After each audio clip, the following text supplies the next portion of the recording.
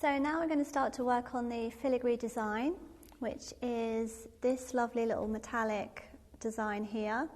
And it's really a great way to develop your motor skills as you have to continuously change direction. So it will really help with your tension from underneath the fabric. And if you're struggling at the moment and you're catching the fibres, I would suggest to stick with the couture beading thread. But if you're working quite well, you can always have more of a challenger and use the metallic thread here. So as you can see, it's a figure of 8. And you just want to keep that line really consistent. And when you're changing direction here, going around the corners, remember you're going across the bias of the fabric. So you just want to make sure that you've released some of that tension with the hand underneath. Okay, so let's get started. So I'm going to do it in the metallic thread. So just going to bring that underneath the frame. And then we're just going to plunge the hook to lift it through. So remember, you're always facing the arrow, the fixing screw in the direction you're going, which will be this way to start off with. So hold it with your little finger, and then you're going to plunge forwards 1 millimetre. So wrap 1.5, rotate and lift. Now you're going to do your back tack, plunge 1.5, rotate, lift, and then now you're going to go forwards again. Plunge, wrap, rotate and lift. Reset going clockwise back. So make sure the stitches are about 3 to 4 millimetres. Now the curves, they're obviously a little bit sharper on this design, so you want to make the stitches just a little bit smaller as you go around the corners. And then just make sure that that tension is not too tight underneath. So a good way to control that is using the, just holding that thread with 2 fingers here, instead of just holding it like this. That will kind of make you be aware about the tension underneath the fabric. So just keep going, following that curve as we go across.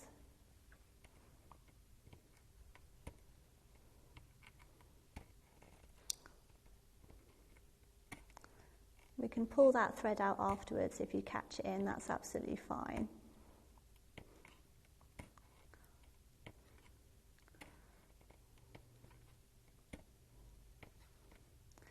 So remember that the hook is vertical, and you just want to keep that motion underneath working so that when you pull the hook through the fabric, you want to make it one fluid motion.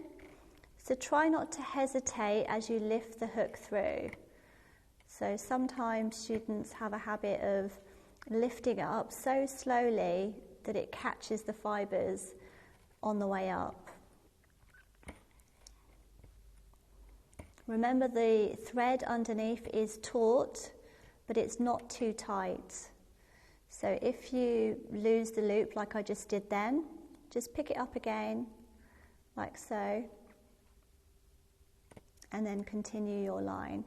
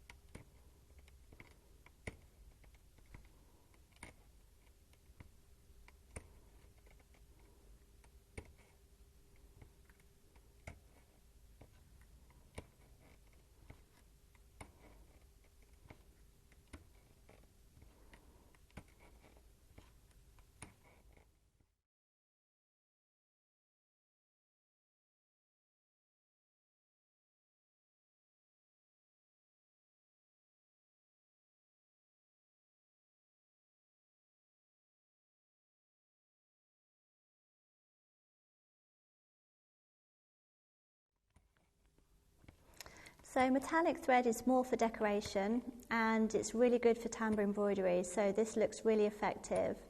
You don't normally use it for couture beading, but you can apply it to finer, smaller beads or sequins. You don't really want to overwork the thread. It's not really about using it for strength, because you really want to stick to the couture beading thread. So just think about that when you're picking your materials. So it's more for decoration is the best way to think about it.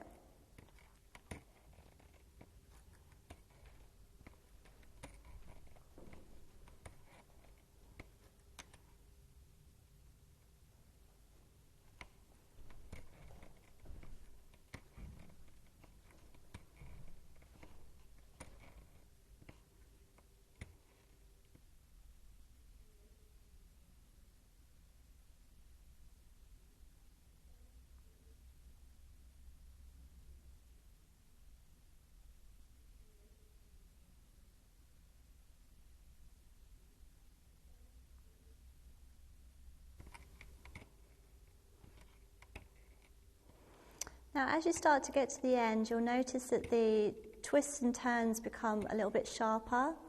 So just remember that you just want to make sure you're releasing any tension when you're lifting through the fabric. So just be aware of that. Even slow it down if that helps. It doesn't have to be quick.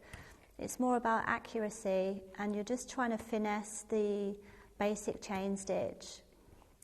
Thinking about the angle that we plunge the hook and then the angle that we lift up the hook. So remember, it's a 180-degree rotation, and you're always moving the hand on top and the hand underneath in the same direction. So remember, it's anti-clockwise for both hands if you're right-handed. Just following, this is a very small curve coming up, so we're just going to take our time. Just make sure the stitches are nice and even, and have that smooth rotation underneath.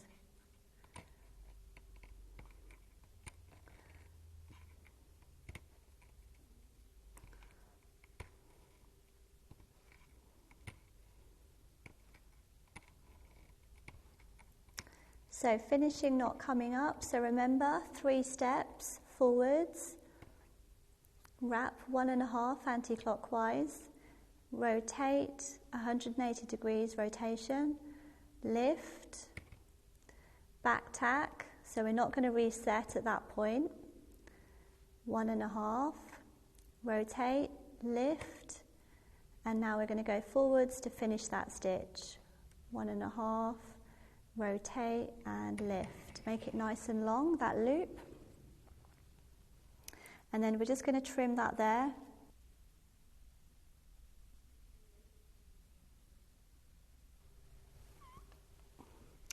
Just going to cut that off there on that loop. Perfect. So that's our lovely little filigree design, and that's a really good way to start to develop that coordination and change of direction.